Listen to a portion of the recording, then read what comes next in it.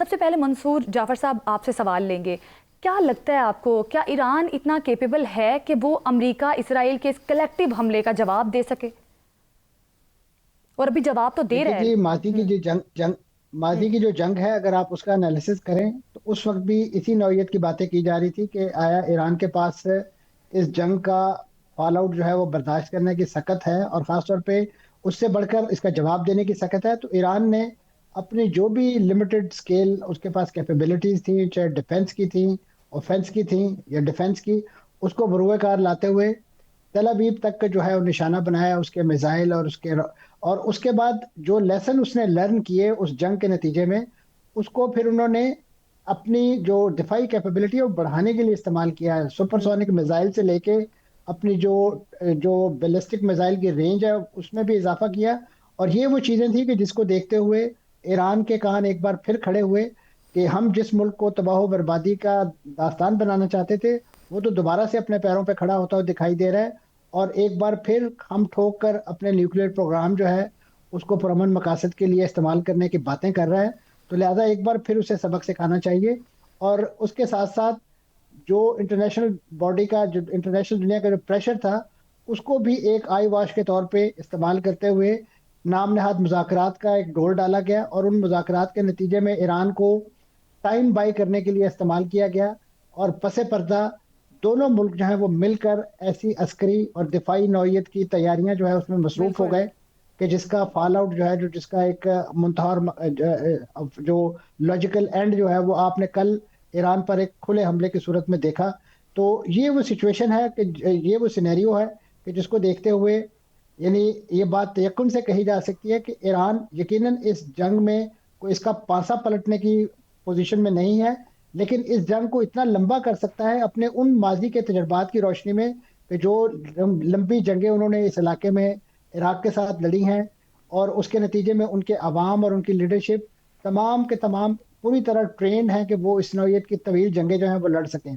Air America के martial लिए इस नौयत मंसूर भाई, हमारे साथ एयर मार्शल शाहिद अख्तर साहब भी मौजूद हैं। सर ये फरमाइएगा कि देखिए मंसूर साहब जी। ये कह रहे हैं, पहले आपने भी फरमाया कि, और तमाम लोग इस बात पे तो मुत्तफिक हैं कि ईरान की दिफाई कुव्वत वो नहीं है जो अमेरिका या इसराइल की है। लेकिन ये फरमाइएगा आप, क्योंकि खुद एयरफोर्स के एयर मार्शल रहे हैं, आप क्या समझते हैं कि मौजूदा दौर में उस तरह की दिफाई कुव्वत ना होते हुए, कोई मजबूत एयरफोर्स ना होते हुए, कितनी देर तक ये लड़ाई प्रोलॉन्ग की जा सकती है? देखें, ईरान की जो स्ट्रैटेजी होगी वो एसिमेट्रिक वॉर की होगी, ठीक है। अब आपको ये तो हमें मालूम है कि जो स्टार्ट हो गया है, जिसकी हम कह सकते हैं कि जो विच हैज बीन अकम्प्लिश्ड, वो मिसाइल वॉर है और मे बी ड्रोन वॉर हो जाएगी। फिर इसके बाद जिसकी हम कहते हैं कि एक पॉसिबिलिटी है, वो जब मैं एसिमेट्रिक वॉर की बात करता हूं तो फिर वो शायद साइबर वॉर की तरफ जाए और अटैक करे इसराइल को या यूरोप को और उससे डिस्ट्रप्शन कॉज करने की कोशिश करे। और फिर तीसरा लेवल जब और प्रोलॉन्ग हो जाएगी या ईरान को अपने सर्वाइवल का होगा, तो वो फिर उसकी जितनी भी रिमेनिंग प्रॉक्सीज हैं इन द वर्ल्ड, चाहे वो लिबनान में हो, चाहे वो इराक में हो, चाहे वो यमन में हो, फिर वो उनको भी यूज करेगा ताकि वो टिल्ट करे बैलेंस। फिर वो इस पूरे खिते का जो एक बैलेंस है उसको डिस्टर्ब करेगा, जो वर्ल्ड अफोर्ड नहीं कर सकेगी। फॉर एग्जांपल आज आप देखें कि the world largest airport Dubai अब बंद हो चुका हुआ है। थाउजेंड्स ऑफ फ्लाइट्स कैंसिल हो गई हैं, अनथिंकेबल था ये। और उसके साथ बाकी कतर का भी, दोहा भी बंद हो गया है, और आई एम श्योर दूसरे भी बंद हो गए होंगे।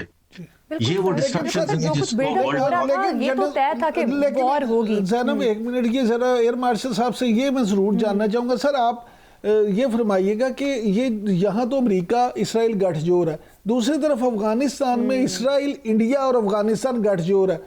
आप बीइंग एयरफोर्स मैन ये फरमाइएगा कि वहाँ पे जो इस वक्त हमारी स्ट्राइक्स हैं, इस सारे मामले को आप किस तरह से देखते हैं? पाकिस्तान जो है, क्या अब दहशतगर्दों को पूरी तरह से वहाँ नेस्तो नबूद करने में कामयाब हो जाएगा? क्योंकि इंडियन मीडिया तो प्रोवोक कर रहा है अफगानिस्तान को कि आप फौरन हमला कर दें। देखें, जब अभी अफगानिस्तान ने पाकिस्तान पे एक मतलब अनप्रोवोक किस्म के मल्टीपल अटैक लॉन्च किए थे और पाकिस्तान को इस वॉर में एम्ब्रॉयल किया, बिकॉज सिचुएशन ये डिमांड कर रही है कि पाकिस्तान अब एक लीडिंग रोल अदा करे ताकि ये जो पूरी मुस्लिम वर्ल्ड और स्पेशली मिडल ईस्ट में जो एक जंग है विच जो कि स्प्रेड होके बहुत बड़ी जंग में कन्वर्ट हो सकती है, उसको रोका जाए। And Pakistan is an important country और की ये पाकिस्तान ने ऑलरेडी स्टार्ट कर दी हैं ये कोशिशें, हमें इसको रोकना है। हमें फॉर द टाइम बीइंग जो अफगानिस्तान वाला हमारा है, ऑल्दो वी आर कैपेबल कि हम साइमल्टेनियसली इन फ्रंट्स पे कर सकें, बट हमें उसको उसको एक मेरे ख्याल में उसको एक पॉज करके हमें मुस्लिम वर्ल्ड को इकट्ठा करना है। मंसूर जाफर साहब आपसे भी जी सर, मंसूर जाफर साहब आपसे भी कमेंट लेना चाहेंगे इसी मामले पर। अब यूरोपीय यूनियन ने भी पाकिस्तान और अफगानिस्तान को कशीदगी कम करने का कहा है, क्या समझते हैं आने वाले टाइम में ये कशीदगी कम होगी और अफगान सरजमीन जो है दहशतगर्दी के लिए इस्तेमाल होती है, पूरी दुनिया को पता है, तो क्या अफगानिस्तान इससे कोई सबक हासिल करेगा? मंसूर भाई इसमें यह भी प्लीज शामिल कर दें कि सीनियर साफी हामिद मीर साहब ने यह कहा है कि मशरिक़ वस्ता का एक मुल्क तालिबान हुकूमत की पाकिस्तान पर हमला करने के लिए हौसला अफजाई कर रहा है। आप उनके मिडिल ईस्ट के अमूर को बहुत बेहतर तरह से समझते हैं, ये फरमाइएगा क्या वाकई ऐसा है कि आपके पास भी कुछ इस तरह की इंफॉर्मेशन है? खदशात अपनी जगह मौजूद है और ख़ासतौर पे कुछ ममालिक ऐसे मौजूद हैं कि जिनकी इस नौइयत की जो लॉन्ग आर्म्स कह सकते हैं इन्वॉल्वमेंट आपको पाकिस्तान के अंदर तो चाहे वो इस्टेब्लिश हो ना हो, लेकिन दीगर खित्तों के अंदर वो इस्टेब्लिश हो चुकी है। और उस हवाले से रिसेंटली आपने देखा कि उन दो मुल्कों के दरमियान जो है एक मिलिट्री कॉन्फ्लिक्ट, एक तनाज़ा यमन की सूरत में आपको देखने को मिला। मेरी मुराद यूएई और सऊदी अरब है। शायद इनडायरेक्ट इशारा आपको मिल गया हो कि किस मुल्क की तरफ हामिद मीर साहब इशारा कर रहे हैं। तो ऐसी सूरत में मैं समझता हूँ कि ये मामलात जो है इनको डाई डाउन करने में भी यही ममालिक किरदार अदा कर सकते हैं, क्योंकि इस वक्त इस नौइयत के जितने भी स्प्लिंटर ग्रुप्स हैं उनको नेगोशिएशन टेबल पे लाने में भी अरब दुनिया के ही बाज़ कैपिटल जो है उन्होंने बड़ा मौसर किरदार अदा किया।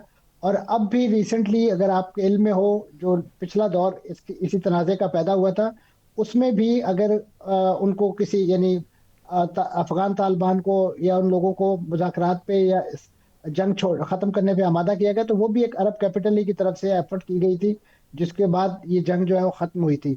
लेकिन मैं समझता हूँ कि इस वक्त जो चैलेंज पाकिस्तान के लिए बना हुआ है वो यही है कि हमारा मशरक़ और मगरब दोनों गैर महफूज हो गए हैं। और ख़ास तौर पे जो नेतन्याहू और भारत के जो वज़ीर आज़म की मुलाकात है, उसके बाद जो एक आइडिया फ्लोट किया गया है कि हेक्सागोन इत्तेहाद बनाने की कोशिश, जो नजमत-उद-दाऊद जिसे आप डेविड स्टार कहते हैं, उसके 6 कोनों पे मुश्तमिल वो 6 मुल्कों का जो एक इत्तेहाद बनाने की कोशिश की जा रही है, उसमें ये अफगानिस्तान भी शामिल है। और ख़ास तौर पे वो पाकिस्तान के लिए एक बड़ा दर्द-सर और चैलेंज इस हवाले से है कि आज इसराइल ने जिस तरीके से ईरान को गैर महफूज बना दिया है, अमरीकी हमलों ने ईरानियों को एक आजमाइश से दुचार कर दिया है। ऐसे में जो ईरान का रद्द-ए-अमल इस वक्त हमें सऊदी अरब तक फैलता हुआ दिखाई दे रहा है, बिल्कुल उसमें सर, खुद पाकिस्तान के लिए बहुत करना बड़ा ही सवाल और पड़ेगा। चैलेंज। जाहिर है हमारा मशरिक और मगरिब अब गैर महफूज है। शाहिद अख्तर साहब, क्या समझते हैं आप कि जिस तरह से हमने एक ये भी स्टेटमेंट चल रही है, डॉक्टर इसरार अहमद मरहूम का एक पुराना क्लिप चल रहा है जिसमें वो भी इसी तरफ इशारा कर रहे हैं कि अगली जो जंग होगी पाकिस्तान की वो भारत और अफगानिस्तान के साथ होगी और अफगानिस्तान और भारत मिलकर हमला करेंगे। तो क्या लगता है जो अभी सिचुएशन बन रही है और जिस तरह से भारत अफगानिस्तान को सपोर्ट करता रहा पाकिस्तान में दहशतगर्दी फैलाने के लिए, और अभी जो किसी मुख्तलिफ किस्म के स्टेटमेंट सामने आ रहे हैं, तो क्या लगता है आने वाले दिनों में हम समझ सकते हैं कि ये इस किस्म की सिचुएशन बन सकती है? आप मुझसे पूछ रही हैं? जी जी, शाहिद अख्तर साहब आपसे पूछ रही हूँ, भारत और अफगानिस्तान मिलकर पाकिस्तान पर हमला कर सकता है? डॉक्टर इसरार अहमद का पुराना क्लिप जो वायरल हो रहा है। नहीं, मेरा नहीं ख्याल कि कोई ऐसी पॉसिबिलिटी है या इंडिया ऐसी हिमाकत करेगा, बिकॉज उनको ये याद रखना चाहिए कि चाइना भी साथ बैठा हुआ है, ठीक है ना, और ऑब्जर्व कर रहा है सारा कुछ। और तो इस किस्म की कोई ऐसी जिसमें पाकिस्तान का सर्वाइवल एट स्टेक हो, चाइना कभी भी बर्दाश्त नहीं करेगा। और दूसरी बात है कि यू शुड अंडरस्टैंड, पाकिस्तान एक न्यूक्लियर पावर है, एंड मतलब हमने अभी दिखा दिया था इंडिया के साथ कि हम किस कदर आजकल की जो जंगें हैं, स्पेशली जिनके पास बहुत ज्यादा अच्छी एयर पावर है, जैसे पाकिस्तान है और इंडिया है या चाइना है, तो ये बहुत ज्यादा डिस्ट्रक्शन कॉज कर सकती हैं, जिससे मुल्कों की इंडस्ट्रीज और उनके सारे निजाम तहस नहस हो सकते हैं। इंडिया को इस चीज का अच्छी तरह पता है। कि पाकिस्तान क्या कर सकता है। अफगानिस्तान के पास तो खैर कोई फोर्स नहीं है, कोई कंपैरिजन नहीं है, वो एक एसिमेट्रिक वॉर ही लड़ सकते हैं हमारे साथ, जो कि हमारे लिए बिल्कुल ऑब्वियसली अच्छी नहीं है। इसीलिए मैंने ये कहा था कि अब चूंकि हमारे तीनों फ्रंट्स इस वक्त जो हैं वो वॉलेटाइल हुए हुए हैं, अफगानिस्तान, ईरान एंड इंडिया। सो हमें ये देखना है कि हम किस किस फ्रंट को इस वक्त ठंडा करके, और जो इमीडिएट डेंजर आया हुआ है to Muslim world in the shape of this attack, क्योंकि ये स्प्रेड हो सकता है, इसको हम बिल्कुल कैसे सर, तीनों फ्रंट्स हमारे बुझा सकते वॉलेटाइल है और हैं। पाकिस्तान को यकीनी तौर पर पीस मेकिंग कुछ बड़े बात करने होंगे। बहुत शुक्रिया आपका मंसूर जाफर, माहिर उमूर मशरक़ वुस्ता हमारे साथ मौजूद थे। Air marshal retired Shahid Akhtar साहब हमारे साथ मौजूद थे और सारी सिचुएशन में हमें बता रहे थे